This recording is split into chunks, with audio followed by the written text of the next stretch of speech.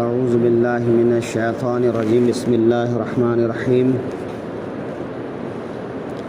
اولا یعلمون ان اللہ یعلم ما یسرون وما یعلنون، کیا تم نہیں جانتے کہ اللہ جانتا ہے جو کچھ وہ چھپاتے ہیں اور جو کچھ ظاہر کرتے ہیں۔ یعنی کل یہ گزرا تھا کہ یہودیوں میں سے کچھ لوگ جو زبانی ایمان لائے تھے لیکن دل سے مسلمان نہیں ہوئے تھے، وہ جب مسلمانوں میں ہوتے تو کہتے کہ ہم بھی تمہارے ساتھ تمہاری طرح مخلص مسلمان ہیں، اور وہ توریت کے بارے میں اور اس میں لکھے علم کے بارے میں بات کرتے تھے، لیکن جب وہ اپنے لوگوں میں واپس جاتے تھے اور ان کے لوگ ان کو دباؤ ڈالتے تھے کہ تم مسلمان کیوں ہوئے، اسلام کیوں لائے، تو وہاں کہتے تھے کہ ہم مسلمان صرف زبانی ہوئے ہیں، ہم تو تمہارے ساتھ میں ہیں۔ اور وہ علماء یہود یا یہود کے بڑے بڑے لوگ یہ دباؤ ڈالتے تھے کہ تم مسلمانوں سے توریت کے بارے میں وہ باتیں کیوں بتاتے ہو جو باتیں کل کو وہ مسلمان یا قیامت کے دن اللہ کے سامنے تمہارے لیے حجت بن جائے، دلیل بن جائے، اور تم اس کا انکار نہ کر سکو بلکہ تم اقراری ملزم ٹھہرو، مجرم ٹھہرو۔ چونکہ توریت میں بہت سی ایسی باتیں تھیں جن باتوں کو وہ لوگ مسلمانوں سے بیان کرتے تھے اور کہتے تھے کہ توریت میں ایسا ایسا لکھا ہوا ہے، لیکن یہود کے جو علماء تھے وہ ان باتوں کو چھپاتے تھے، عام یہودیوں کو نہیں بتاتے تھے کہ کہیں ایسا نہ ہو کہ وہ رسول پاک صلی اللہ علیہ وسلم کے اوصاف جان کر ان پر ایمان لے آئیں اور ان کی سلطنت جاتی رہے۔ تو اللہ تعالیٰ فرما رہا ہے کہ یہ یہودی آ کر مسلمانوں سے کہیں یا نہ کہیں، لیکن اللہ تعالیٰ سب کچھ جانتا ہے، جو تم ظاہر کرتے ہو اسے بھی جانتا ہے اور جو کچھ چھپاتے ہو اسے بھی جانتا ہے۔ تو اگر یہ یہود کے لوگ آ کر نہیں بولیں گے تو بھی اللہ تعالیٰ اپنے حبیب کو وحی کے ذریعے سے آگاہ فرما دے گا کہ یہ یہودی علماء اپنی کتاب کے ساتھ کس طرح سے چھیڑ چھاڑ کر رہے ہیں اور آپ کے اوصاف کو چھپا رہے ہیں۔ تو اللہ تعالیٰ ظاہر فرمانے والا ہے، اس طرح سے ان کا یہ راز مسلمانوں پر بھی ظاہر ہو جائے گا اور زمانے میں وہ رسوا بھی ہو جائیں گے کہ یہ کیسے بدخصلت لوگ ہیں کہ یہ اللہ کی کتاب کو ماننے کا دعویٰ کرتے ہیں، لیکن اس کتاب میں جو حق بات ہے ان حق باتوں کو وہ چھپا لیتے ہیں۔ کیونکہ توریت میں بھی حضور کے بارے میں تھا کہ وہ ان کا رنگ کیسا ہوگا، ان کا حلیہ کیسا ہوگا،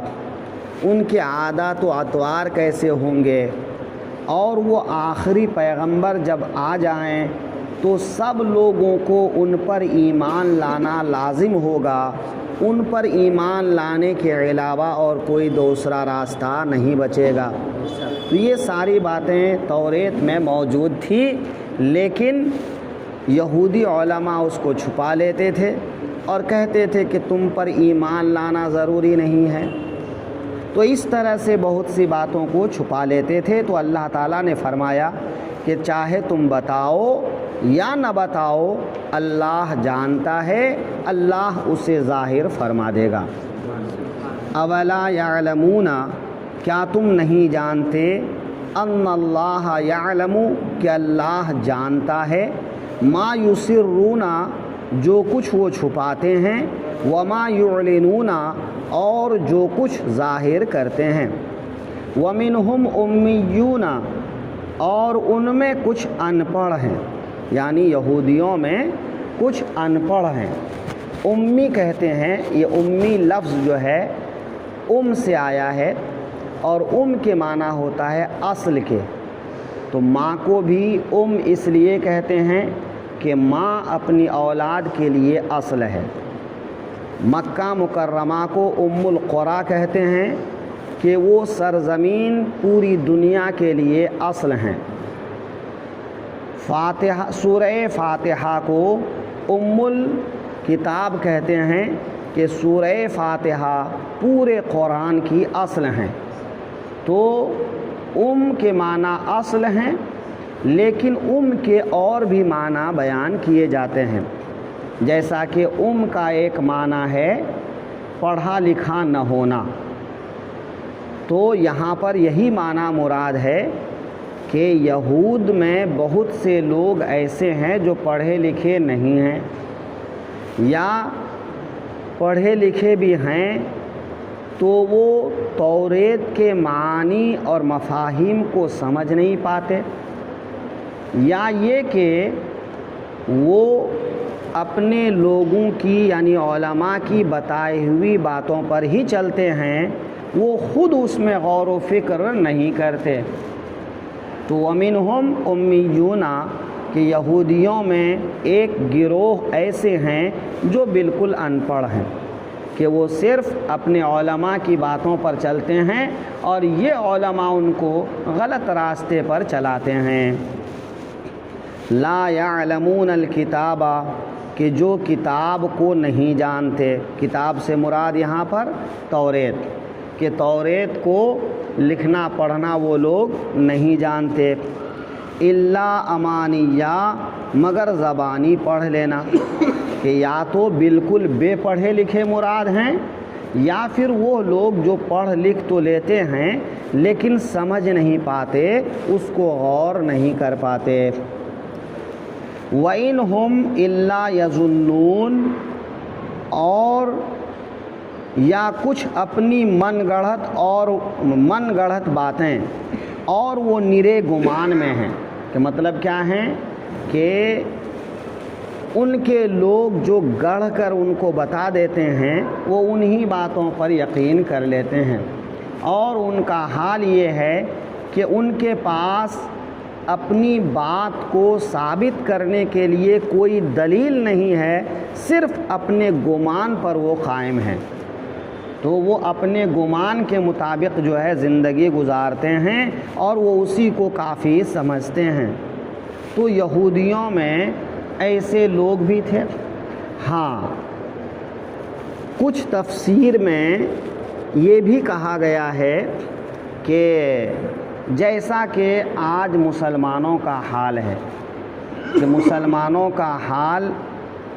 ایسا ہی ہے کہ یا تو کچھ بالکل پڑھے لکھے نہیں ہیں،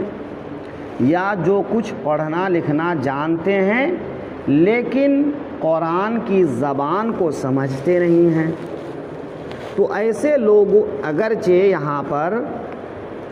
یہ آیت یہودیوں کے بارے میں ہے، لیکن اگر دیکھا جائے تو مسلمانوں کا حال بھی مختلف نہیں ہے، کہ مسلمانوں میں بے پڑھے لکھے لوگ بھی بہت زیادہ ہیں، جو کم سے کم اپنی زندگی گزارنے کی باتوں کو بھی نہیں جان پاتے، یا اگر وہ تلاوت کر بھی لیتے ہیں تو اس کو سمجھ نہیں پاتے۔ ہاں، یہ اور بات ہے کہ قرآن پاک کا اعجاز ہے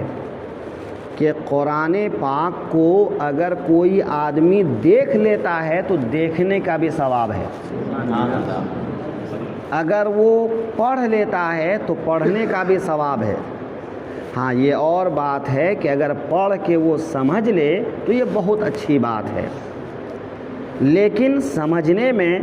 اس کو ایک بات کا دھیان رکھنا چاہیے کہ سمجھنے میں وہ اپنے ماقبل اور پیشرو علماء کی مدد لے، چونکہ ایک آدمی جب اپنے دماغ سے سوچتا ہے تو ہر انسان کا دماغ ہر بات کو سمجھنے کے لیے کافی نہیں ہے، اس لیے بڑوں کی مدد لینا ضروری ہے۔ لہٰذا قرآن و حدیث کا وہی معنی مراد لیا جائے گا جو معنی کے صحابہ کرام سے، تابعین سے، تبع تابعین سے، ائمہ کرام سے منقول ہوتا ہوا آیا ہے۔ اگرچہ کہیں کہیں ہمارا دماغ کہتا ہو کہ نہیں ایسا نہیں ہونا چاہیے، لیکن اگر ہمارا دماغ اس سے مختلف جا رہا ہے تو وہاں پر غور کرنا چاہیے کہ ہم سے پہلے لوگوں نے اس کا کیا مطلب سمجھا اور سمجھایا ہے، کیونکہ ہم سے زیادہ سمجھدار لوگ گزر چکے ہیں، پھر صحابہ سے زیادہ کون سمجھیں گے جنہوں نے قرآن کو براہ راست رسول اللہ صلی اللہ علیہ وسلم سے سمجھا۔ لہٰذا منقول روایات پر عمل کرنے میں ہی انسان کے لیے بھلائی ہے، ورنہ انسان بہک جاتا ہے، اور آج بہت سے لوگ اسی بہکاوے کے شکار ہو گئے کہ قرآن پاک کو اپنے طور پر یا احادیث کو اپنے طور پر سمجھنے کی کوشش کیے اور گمراہی کی حد تک پہنچ گئے، بلکہ بہت سے جان بوجھ کر اس میں بدلنے کی کوشش کیے تو گمراہی کے راستے پہ چلے گئے۔ لہٰذا ایسے لوگوں کو سمجھنا چاہیے کہ قرآن پاک کا جو مطلب صحابہ سے منقول ہوتا آیا ہے وہی صحیح ہے، کہیں اگر ہمارا دماغ الگ جاتا ہے تو اپنے دماغ کا قصور ہے، نہ کہ صحابہ کے بتائے ہوئے طریقے کا قصور ہے۔